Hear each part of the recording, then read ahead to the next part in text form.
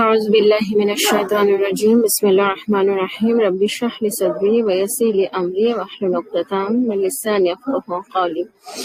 আপুরা, আমরা সুলাইমান আলাইহিস সালামকে নিয়ে কথা বলছিলাম এবং আমরা গত পর্বে আসলে সাবার রানীর এই টপিকটা শেষ করেছি। তো আমি জানি না যে আপনারা আমার কথা স্পষ্ট শুনতে পাচ্ছেন কিনা, এখানে একটু নয়েজ থাকার কথা। আমি আমি আলহামদুলিল্লাহ আমি এখন মদিনাতে আছি, উমরা করতে এসেছিলাম এই রোজার লাস্ট 10 নাইটসে।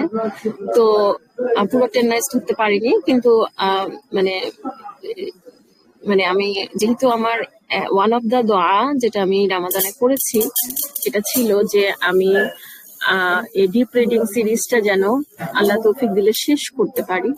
তো সেজন্য আমার আসলে খুব ইচ্ছা হচ্ছিল যে আমি মক্কাতে একটা রেকর্ড করব আর মদিনাতে একটা রেকর্ড করব, কিন্তু মক্কাতে আসলে রেকর্ড করার সুযোগ হয়নি।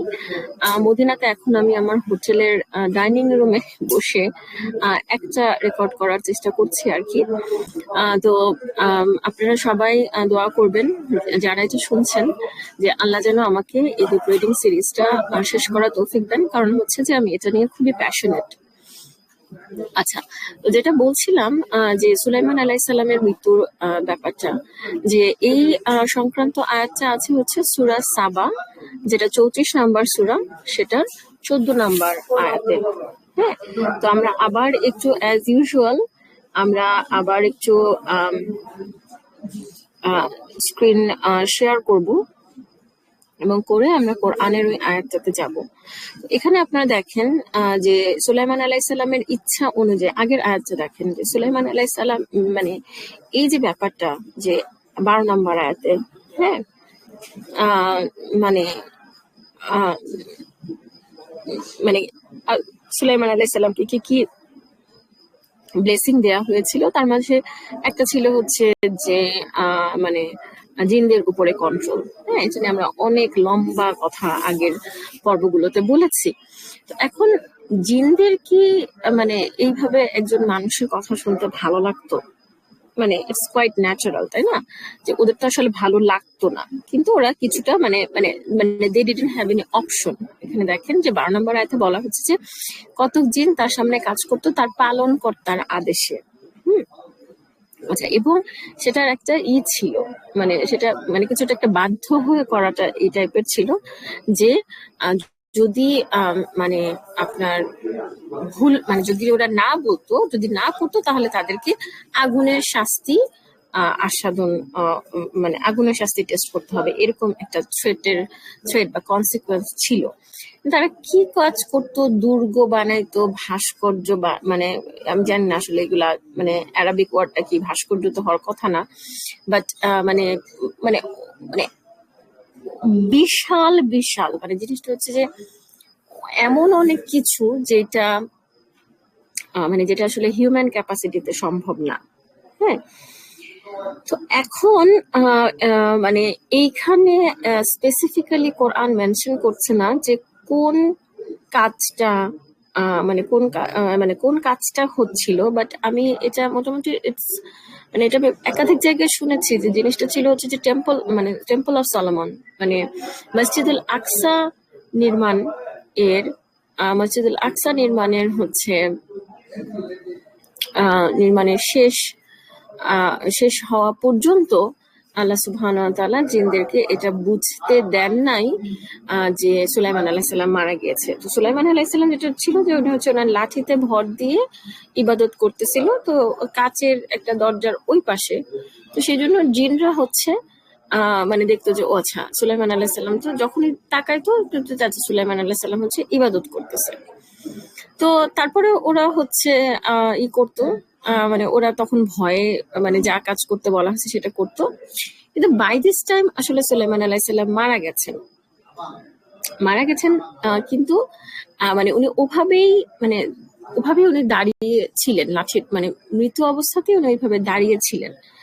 যখন ওনার লাঠিটাকে ঘুন পোকা খাওয়া শুরু করলো, খেতে খেতে খেতে খেতে যখন এমন একটা পর্যায়ে গেল যে যখন লাঠিটা পড়ে গেছে, তখন জিনরা বুঝতে পারলো যে ও আচ্ছা সুলাইমান আলাইহিস সালাম তো আরো আগেই মারা গেছে। এটা কখন হলো? বাই দিস টাইম যখন মসজিদুল আকসা বা যেটাকে টেম্পল অফ সলোমন ওই জিউইশ কালচারে বলে, আমরা যেটাকে মসজিদুল আকসা বলি, মসজিদুল আকসা নির্মাণ শেষ হওয়ার পরে। এবং এই আয়াতটাতে আসলে একটা মানে প্রচন্ড পাওয়ারফুল একটা ইনফরমেশন আমাদেরকে দেয়া হয়েছে। সেটা হচ্ছে যে জিনদের গায়েবের জ্ঞান ছিল না, বা জিনদের গায়েবের জ্ঞান নাই।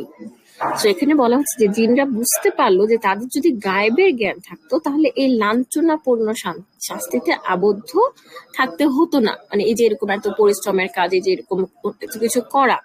তো তাহলে আমরা কি বুঝলাম? আমরা বুঝলাম যে সুলাইমান আলাইসাল্লাম মানে সুলাইমান আলাইসাল্লাম হচ্ছে কি বলে, সুলাইমান আলাইসাল্লাম যে মারা গেছেন এটা তো হচ্ছে গায়েবের জ্ঞান।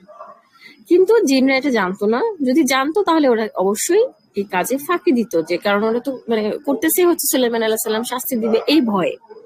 হ্যাঁ, তো এখন এইটা একটা মানে এখানে আসলে সুলাইমান আলাইহিস সালামের মৃত্যুর স্টোরি বা সুলাইমান আলাইহিস সালামের স্টোরি এখানেই শেষ।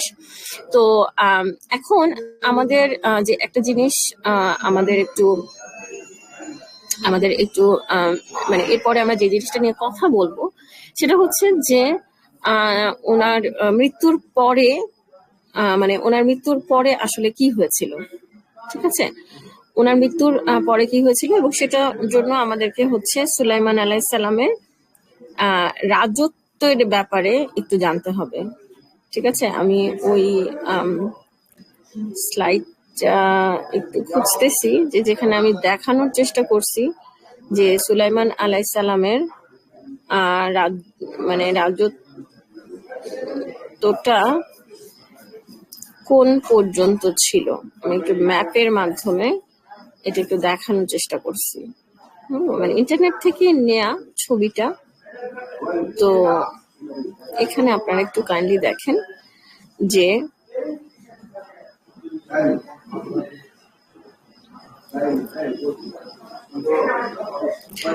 আজকের ইসরায়েলের মানে সুলাইমান আলাইহিস সালামের রাজত্ব ছিল একেবারে মানে মানে বিশাল, মানে টাইগ্রিস থেকে ইউফ্রেটিস পর্যন্ত।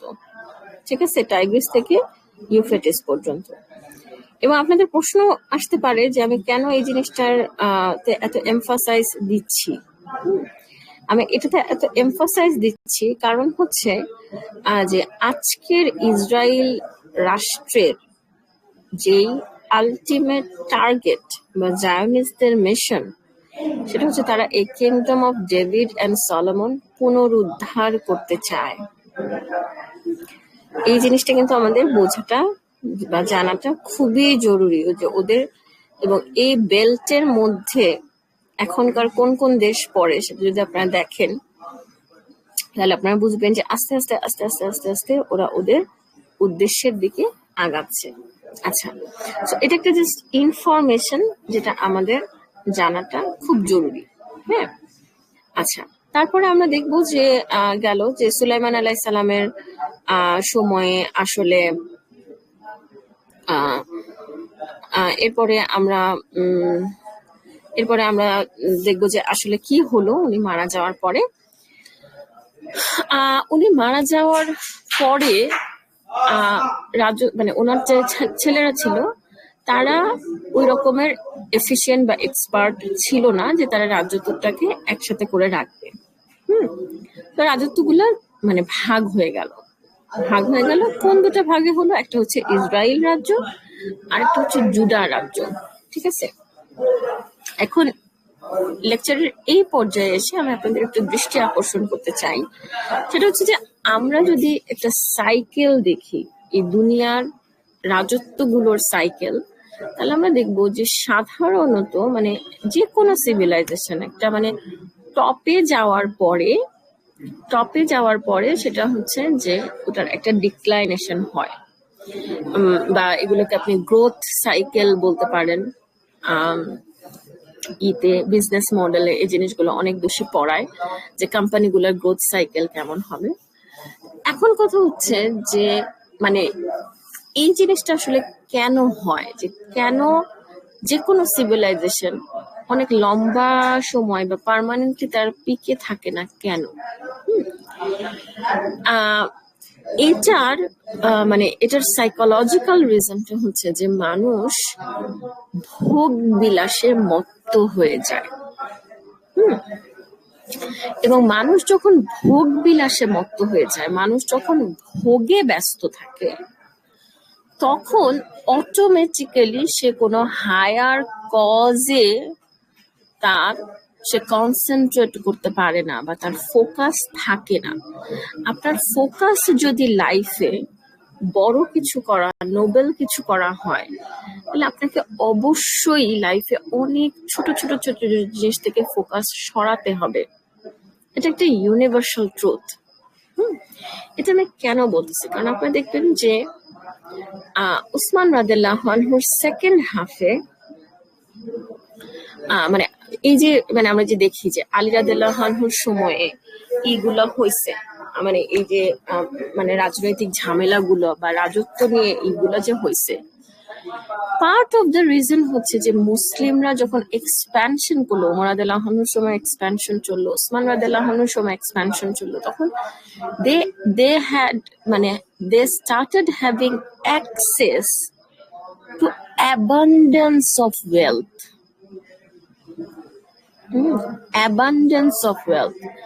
এবং এই কথাগুলো আমি আজকে এখানে মদিনাতে বসে এই কারণে বলতেছি যে মানে মানে আজকে যেমন আমাদের যারা ছিল যেখানে, যখন উহুদের প্রান্তরে গেলাম, তারপরে ধরেন যে মক্কাতে থাকতে সাইট সিইং জিয়ারাতে যখন মানে জাবাল মানে হেরা গুহায় দেখলাম, বা তারপরে এই যে সাফা মারওয়া সাই যখন করলাম, মানে সাফা সাফা মারওয়ার তো মানে এখন তো ওরা কাঁচ দিয়ে ঘিরায়, এটাকে এসির মধ্যে যে মুভমেন্ট, সেটা আসলে কতটুকু রেপ্লিকেশন হয় হাজরা আলাইহিস সালামের, কিন্তু অরিজিনাল সাফা পাহাড়ের যেটা বা এইখানে যেই যে জিওগ্রাফিক রিজিয়ন, মানে যেই প্রচন্ড প্রতিকূল পরিবেশের মধ্যে, হ্যাঁ, মানে রাসূল সাল্লাল্লাহু আলাইহি সাল্লাম এবং তার সাহাবীরা দিন প্রচার করছেন এবং আমাদের জন্য দিনটাকে প্রতিষ্ঠা করে